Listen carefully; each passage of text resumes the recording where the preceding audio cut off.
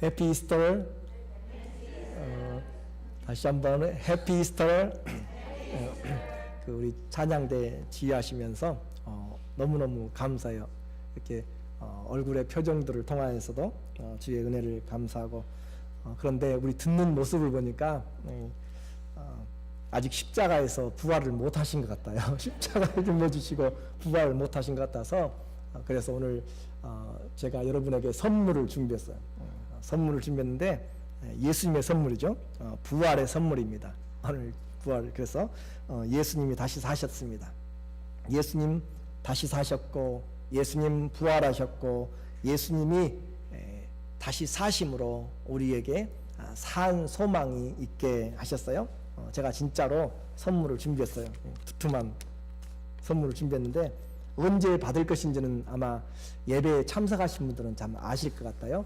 오후 예배에 참석하신 분들은 아마 잘 아실 것 같아요. 그래서 할 수만 있으면 차도 좀 선물해드리고 집도 좀 사드리고 싶은데 형편이 안 되니까 오늘 예수님의 선물로 일단 그렇게 드리고, 제가 약속한 대로 주일 오후에, 오늘 말고 다음 주에 항상 하는 것처럼 선물을 드리도록 하겠습니다. 오늘 부활의 선물을 통하여서 같이 주의 은혜를 삼가면 좋겠어요. 예수 그리스도의 부활, 정말 말만 들어도 우리에게 가슴이 찡해오고 또 삶이 새로워지는 그 부활인데, 우리가 그 부활을 그림의 떡으로 생각할 때가 많이 있습니다. 매년마다 다가오는 부활이 나에게 무슨 삶이 있는가, 무슨 유익이 있는가, 그렇게 생각할 때가 많이 있는 거죠. 이 부활의 기쁨을 내가 갖지 못하면 우리는 계속 이 예배가 끝나고 내년에 또 일평생 부활주의를 드려도 우리는 그 부활의 사건이 그림의 떡으로 여전히 있을 수밖에 없습니다. 오늘 그 말씀을 잘 들음으로 그 부활이 내게 진정한 선물로 내 삶을 바꾸는 부활을 만난 사람들의 주인공들이 되시기를 예수님의 이름으로 축원합니다. 기독교의 최고의 명절, 축제, 그것이 바로 부활주일입니다. 크리스마스도 또 십자가의 고난도 이 부활의 사건이 없으면 다 우리에게 열매가 없는 것이죠. 부활이 없으면 예수님의 죽음은 한 젊은 청년의 혈기왕성한 의로운 또 성인 군자의 죽음으로밖에 되지 않습니다. 십자가가 완성이 되지 못하는 것이죠.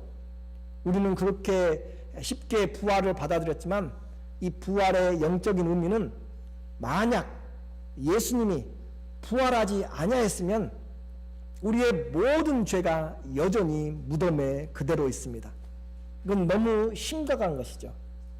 예수님이 부활하심으로 우리의 모든 죄가 다 사해졌다라고 그렇게 공개적으로 공표가 된 것이고 만난 것입니다.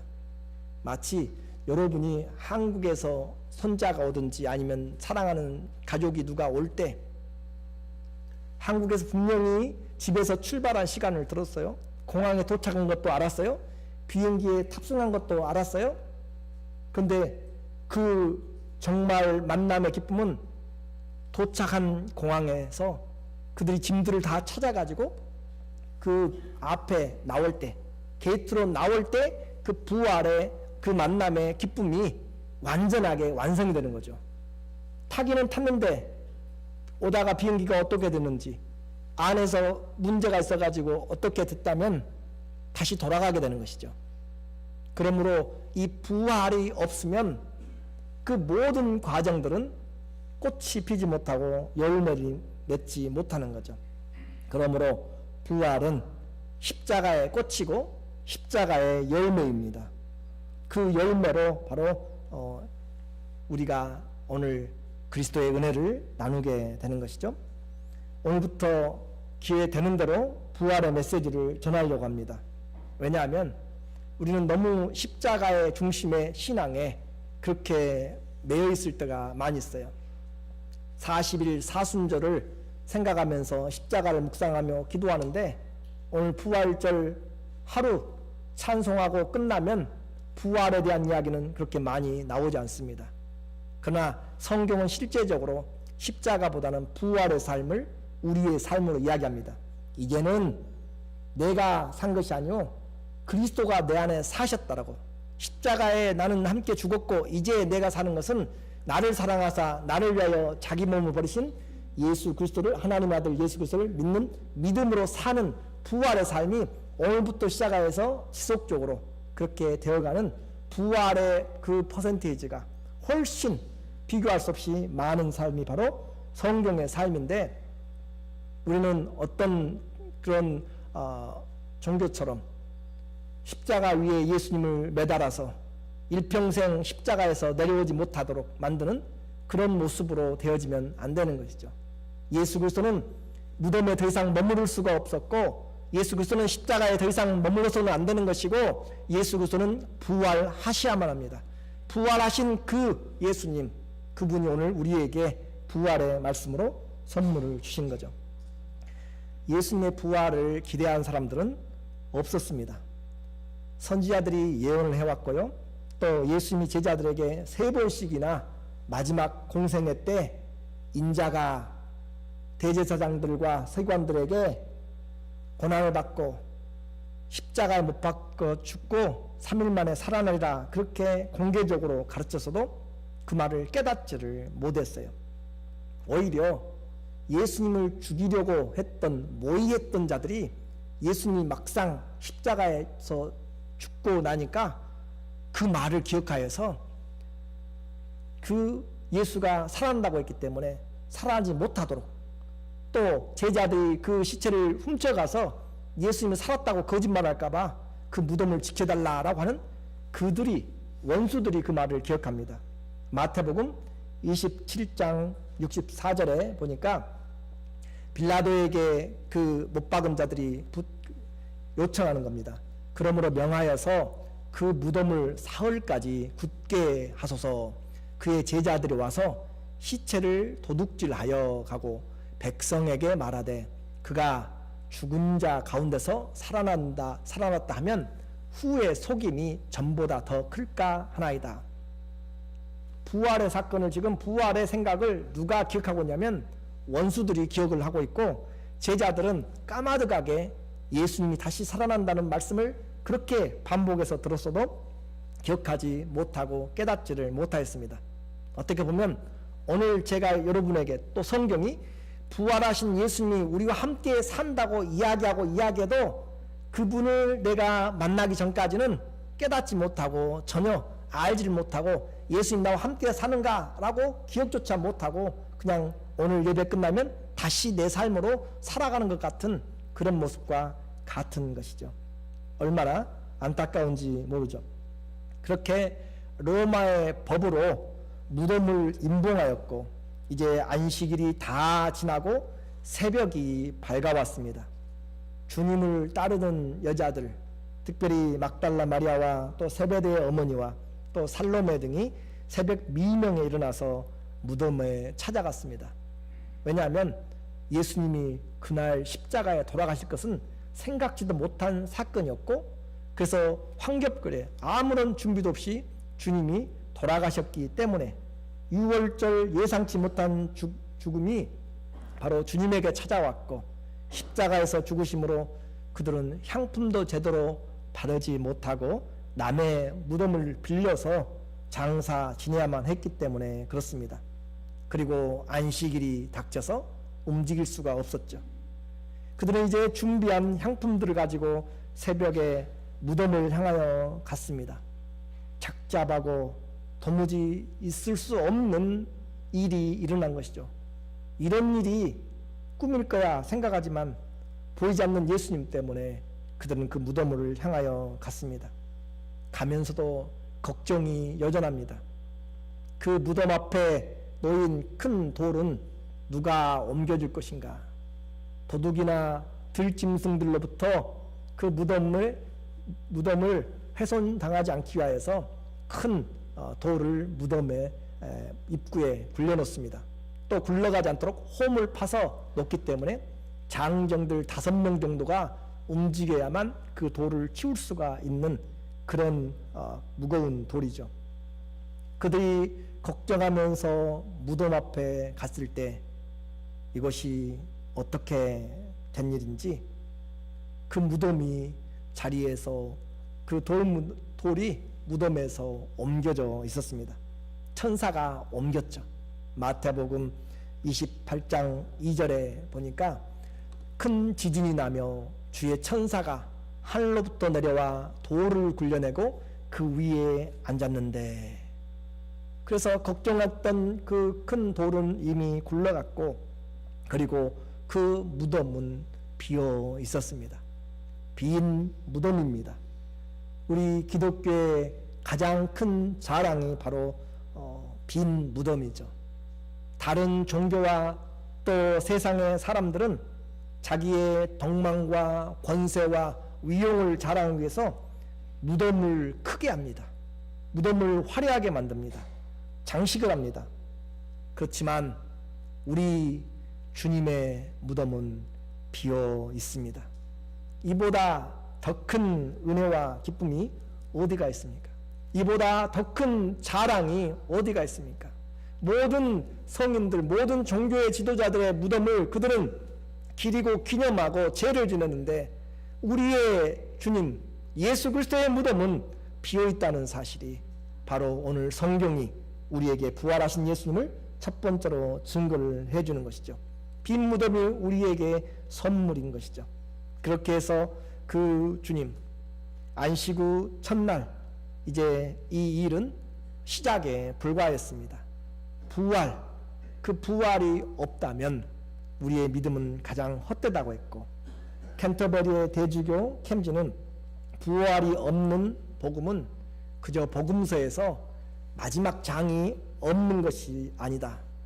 그것은 아예 복음이 아니다 라고 했습니다. 예수 그리스도의 부활이 없는 복음은 아예 복음이 아니다 라고 그렇게 이야기했어요. 왜요? 십자가를 짊어지고 죄 가운데서 여전히 사망의 아랫 가운데 또 흑암 가운데 누워있기 때문에 그렇습니다. 죽음이 왕노릇하기 때문에 그렇습니다. 그러나 이제 예수님이 부활하심으로 우리에게 가져온 선물이 있습니다. 오늘 부활한 주님을 만나 그 선물을 모두 누리면 좋겠습니다. 먼저 주님이 주신 선물은 빈 무덤과 함께 부활한 주님이 우리에게 평강의 선물을 주셨습니다. 평강의 선물, 너무 사람들이 쉽게 생각해요. 여러분 마음 가운데 걱정이 없다라고 생각하고 평안하다 생각한다면 그것은 너무 감사한 것이죠. 천국이 따로 없습니다. 걱정과 고통과 근심이 없는 것, 그것이 우리에게 오늘 이 가운데서 이루어지고 있는 것이 바로 주님이 주신 부활의 첫 번째 선물입니다. 예수님을 믿는 것과 아는 것은 다르죠. 또 예수님을 믿는 것과 그분이 주시는 것을 가지고 살아가는 것은 다릅니다. 예수님을 따르던 제자들과 또 여자들은 주님의 죽으심 때문에 공포에 빠졌습니다. 거의 패닉 상태에 빠진 것이죠. 그렇게 능력 있고 지혜롭고 또 사랑하는 예수님이 아무 힘없이 죄인들과 같이 십자가에 달렸을 뿐만 아니라 끝까지 십자가에서 살아서 내려오지 못하고 죽으셨기 때문입니다. 그리고 뿐만 아니라 이제는 아예 장례까지 지내가지고 무덤에 묻어놓았습니다. 그래서 예수님은 묻혔지요. 보이지 않죠. 그리고 당국자들은 대대적인 예수님 믿는 자들을 발본 세곤할 그런 준비를 합니다. 로마 정부는 예수님이 바로 왕이기 때문에 또 유대교에서는 예수님이 하나님의 아들이기 때문에 메시아이기 때문에 그들은 예수님을 따르는 이 사람들을 핍박하려고 준비를 하는 것이죠. 두려움과 믿음 사이에 제자들은 안식일이 지나가고 있었습니다. 상황은 더 혼란스러워졌어요. 새벽 미명부터 무덤에 갔다 온 여자들이 와서 이야기합니다. 빈 무덤이라고. 예수님의 시체가 없어졌다라고 그렇게 막달라 마리아가 보고를 했습니다. 그리고 그 말을 들은 시몬과 또 요한도 함께 달려가서 무덤이 비어있는 것을 보았습니다. 엠마오로 돌아가던 사람들에게 예수님이 나타났다고 그렇게 저녁에 모인 그들이 함께 모여있을 때 보고가 되었습니다. 정말 어떻게 해야 될지를 모르는 그런 상황이 됐죠. 그들을 찾는 정부 당국자들에게 그들은 들키지 않기 위해서 문을 걸어 잠그고 함께 모여서 대책을 협의합니다. 누가복음 24장 33절에 보니까 베드로도 또 그들에게 예수를 만났던 자들이 와서 보고를 한 내용이죠. 곧 그때로 일어나 예루살렘으로 돌아가 보니 11 제자 및 그들과 함께한 자들이 모여 있어 말하기를 주께서 과연 살아나시고 시몬에게 보셨다 하는지라. 엠마오 갔던 두 사람도 길에서 된 일과 예수께서 떡을 떼심으로 자기들에게 알려주신 것을 말하니라. 그렇게 해서 그들이 지금 모여 있는데 그 말들을 지금 듣고 있어요. 도대체 무슨 일이 일어나고 있는 것인지 알 수가 없습니다. 부활의 믿음은 그렇게 우리가 갖고 싶다고 해서 가져지는 것이 아니에요. 내가 믿겠다고 해도 상황이 바꿔지면 그 믿음은 송두리째 사라지게 됩니다. 왜냐하면 내게서 출발한 믿음이기 때문에 그래요. 그러나 하나님이 주신 믿음은 천지가 없어질지라도 내 생명을 다해서까지라도 지키게 되는 것이 바로 하나님이 준 믿음입니다. 부활의 믿음도 마찬가지예요. 죽은 자가 살아났다라고 그렇게 이야기를 해도 믿지를 않고 또 보지 않으면 못 믿는다고 하는 사람들이 있습니다. 오늘 본문에 바로 이 도마라고 하는 사람도 똑같이 저와 여러분이 가졌던 생각들을 그대로 가지고 있는 것입니다. 부활의 믿음, 내 힘으로 안 되는 것이라고 그랬죠. 그날 밤 제자들이 당국자들이 무서워 모인 곳을 굳게 문을 잠그고 또 비밀 회동을 하는데 바로 그때 그들의 모든 의심들을 깨끗하게 씻겨버리고 말끔하게 없애버리는 부활하신 주님이 그들에게 나타나신 것입니다. 19절에 말씀합니다. 이날 곧 안식 후 첫날 저녁 때 제자들이 유대인들을 두려워하여 모인 곳의 문들을 모두 닫았더니 예수께서 오사 가운데 서서 이르시되 너희에게 평강이 있을지어다. 부활한 주님이 문들을 닫아놓은 것에 전혀 상관하지 않고 그대로 통과해서 제자들 앞에 섰습니다. 평강을 전합니다. 주님이 평강을 전하여 해도 그들은 도무지 이 평강의 의미가 무엇인지를 알지 못합니다. 그래서 주님이 그들에게 손을 내어 놓습니다. 그들에게 창의 옆구리가 상한 것을 그들에게 보여줍니다. 무슨 말이에요? 제가 선물을 드린다고 하니까 여러분이 잘 안 믿잖아요. 제가 봉투를 가져왔다니까요. 여러분에게 드리려고 평강이 있을지어다 라고 주님이 부활하시고 이야기를 해도 제자들이 시큰둥하고 무슨 말인지를 알지 못합니다. 그래서 주님께서 그들에게 손에 못자국과 또 허리에 창자국을 보여주면서 주님이 그들에게 말씀하실 때 그들이 바로 기뻐하더라. 20절에 이 말씀을 하시고 손과 옆구리를 보이시니 제자들이 보고 기뻐하더라. 주님이 주신 평강 말로만 들었지 그들에게 다가오지 않았습니다. 그런데 주님이 십자가에서 죽음의 증거인 이 손과 발 그리고 이 창에 맞은 허리를 보여주시니 그 제자들이 그때 주를 보고 기뻐하였더라 라고 하는 것이죠. 이 기쁨은 사람들이 주는 기쁨이 아니었고 주님이 주신 기쁨이었습니다. 그래서 그 기쁨을 이제는 아무도 빼앗아갈 자가 없습니다. 그 누가 뭐라고 하고 그 누가 예수님이 죽었다라고 이야기하고 그 누가 예수님을 부인해도 이 십자가에 못 박히신 예수 그리고 창에 찔려서 죽음이 확인된 예수 그리스도를 그들은 이제 떠날래야 떠날 수가 없는 확실한 증거를 그들이 보고 또 만진 것입니다. 그러므로 예수 그리스도는 자기의 평강을 선물을 주시되 그냥 주시지 않고 제자들에게 이 증거를 가지고 내 손과 내 허리를 보라라고 그렇게 말씀하심으로써 평강을 증거하였습니다. 죽음으로 말미암아 준 평강 아무도 빼앗아가지 못합니다. 오늘 주님이 부활하셔서 여러분을 찾아오셔서 주시는 평강이 다른 것이 선물이 먼저가 아니라 바로 세상을 이기는 평강이고 세상 우겨싼 모든 문제들 가운데서도 Peace be with you 하는 주님의 평강이 바로 우리 주님이 부활한 주님이 주신 것이죠.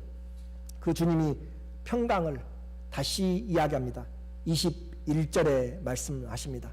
예수께서 또 이르시되 너희에게 평강이 있을지어다. 아버지께서 나를 보내신 것 같이 나도 너희를 보내노라. 주님의 말씀 부활하시고 평강을 말했지만 제자들은 시큰둥했습니다. 그래서 주님이 자기의 증거를 죽음에서 승리하신 승리의 능력으로 평강을 증거하셨습니다. 그리고 또 이야기하십니다.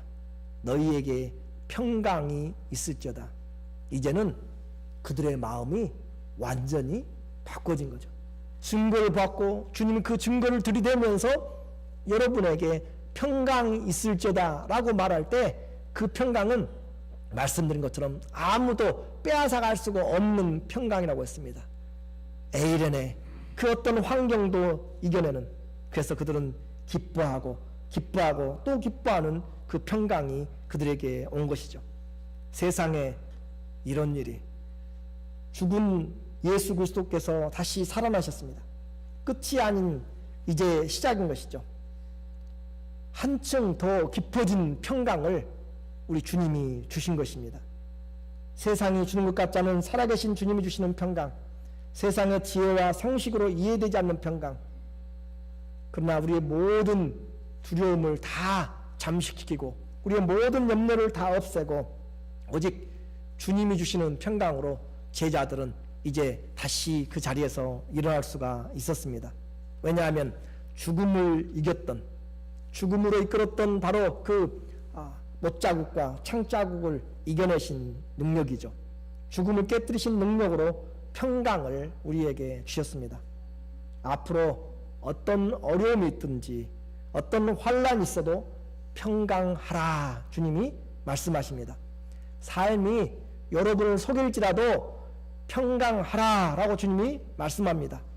세상을 이기신 주님이 주시고 세상을 이기신 주님이 또 지키시면서 우리에게 주시는 평강입니다.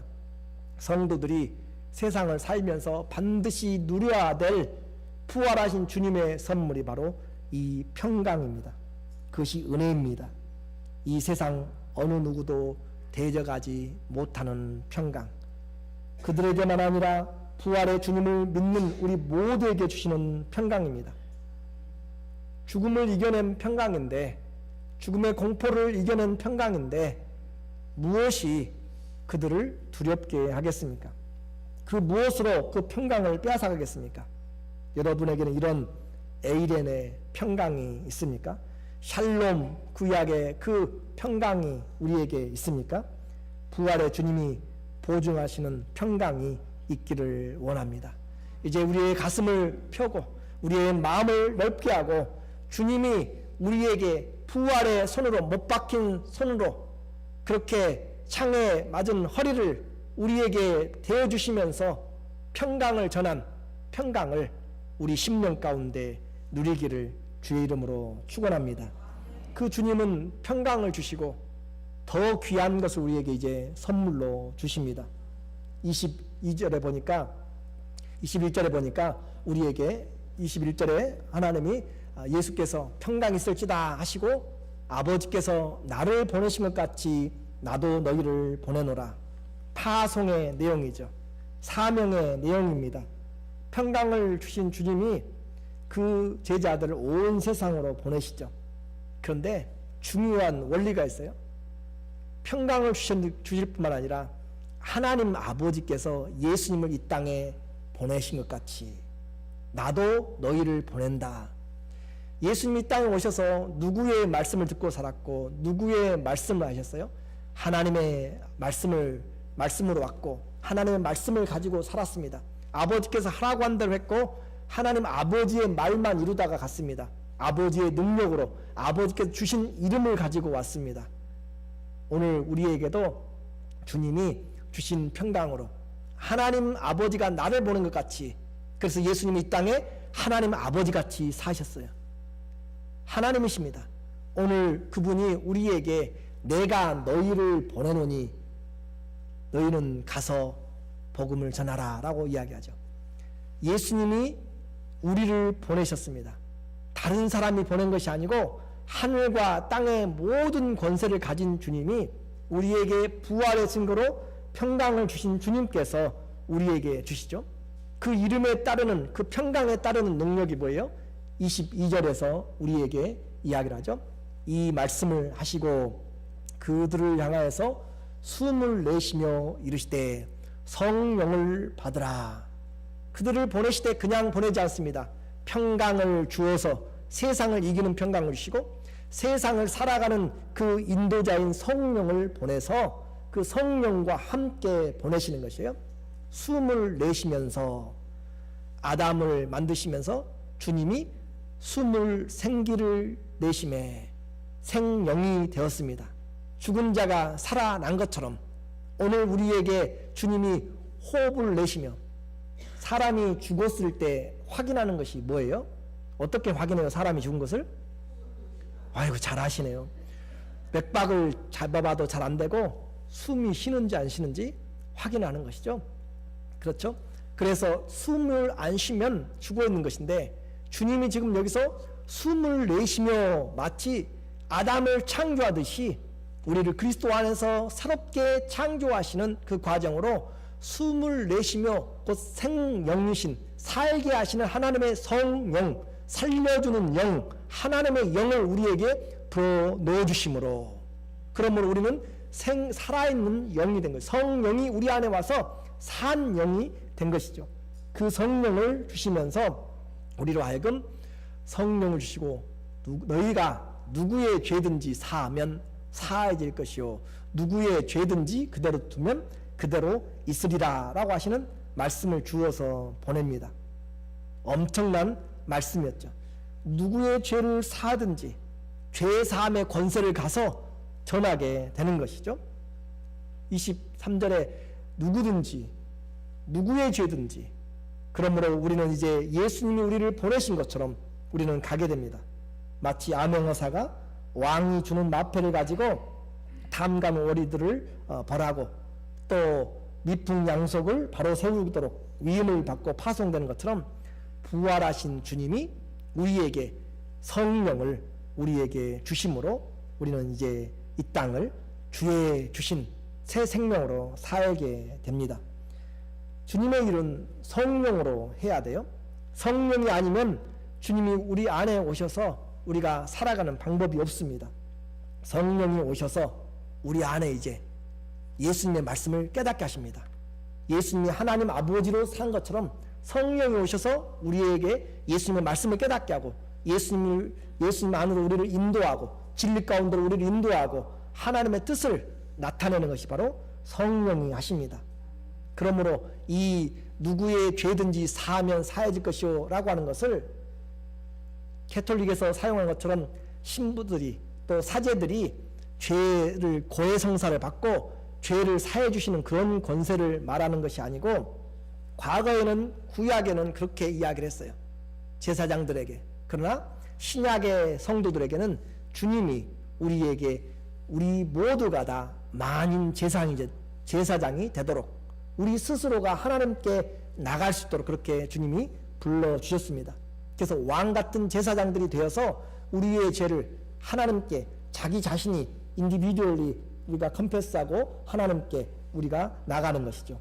그래서 이와 같은 예수 그리스도의 그 이름을 가지고 안에서는 누구의 도움도 필요하지 않고 은혜의 보좌 앞으로 나가 내 허물과 죄를 사해 주는 권세요.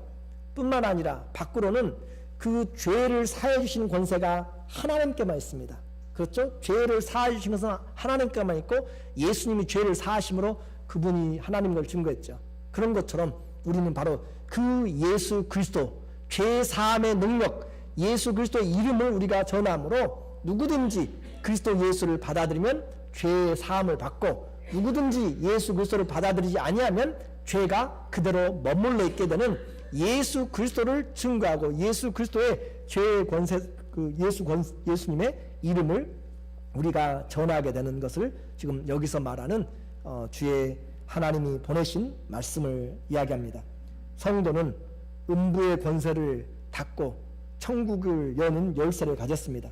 그래서 부활의 증인들의 책임이 너무너무 큰 것이죠. 오늘 아쉽게도 이와 같이 이야기를 했는데 제자들이 지금 그 중에서 도마가 자리에 없었습니다. 나는 보지 못해서 못 믿는다. 생떼를 쓰고 있는 것이죠. 친구들이 계속 말해도 믿지 않습니다. 어쩔 수 없습니다. 8일 후에 예수님이 다시 그들이 모인 장소에 나타났습니다.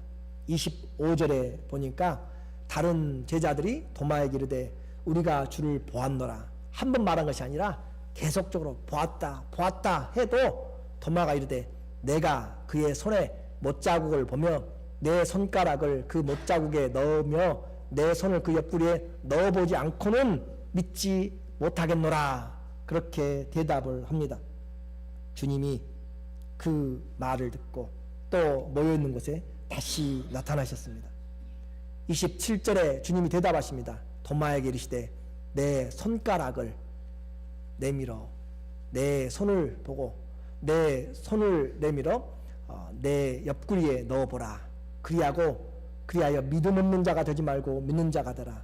이 말의 뜻은 계속해서 믿지 않는 자가 되지 말고 믿으라, 그 말이에요.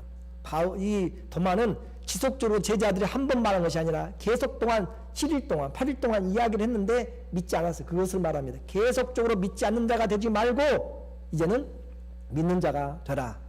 오늘 우리에게 주님이 이제 지속적으로 믿지 않는 자가 되지 말고 믿는 자가 되라. 주님이 나타나실 때까지, 여러분의 눈에 보일 때까지 여러분은 기다리실 것입니까? 주님의 말씀이 이미 왔습니다. 28절과 9절에 보니까 28절에 도마가 가로되 나의 주님이요 나의 하나님이십니다. 예수께서 이르시되 너는 나를 본고로 믿느냐? 보지 못하고 믿는 자들은 복되도다. 도마는 보는 것으로 믿었지만 이제는 믿음으로 보게 됩니다. 베드로전서 1장 8절에 말하죠. 예수를 너희가 보지 못하였으나 사랑합니다. 이제도 지금도 보지 못하지만 믿고 말할 수 없는 영광스러운 즐거움으로 기뻐합니다. 왜냐하면 이제는 믿음으로 보기 때문에 그렇습니다. 그래서 부활하신 주님이 우리에게 가장 중요한 것을 주시기 원했습니다. 평강과 성령 안에서의 증인이죠. 오늘 이 말씀을 그냥 허투루 또 지나가는 말로 이 도마처럼 지속적으로 믿지 않는 자가 되지 말고 하나님의 말씀으로 들어서 그 말씀이 믿는 자들 가운데 역사하기를 원합니다. 데살로니가전서 2장 13절에 이러므로 우리가 하나님께 끊임없이 감사함은 너희가 우리에게 들은 바 하나님의 말씀을 받을 때 사람의 말로 받지 않고 하나님의 말씀으로 받음이니 진실로 그러하다. 이 말씀이 또한 너희 믿는 자 가운데서 역사하느니라. 주님이 부활하셨습니까? 그것을 믿습니까? 그러면 내 안에 주님이 주시는 두 가지가 있습니다. 그리스도께서 주시는 평강이요, 그리스도께서 우리에게 주시는 성령입니다. 오늘 우리 모두에게 주님이 주시는 평강과 성령이 충만하시기를 예수님의 이름으로 축원합니다. 아멘.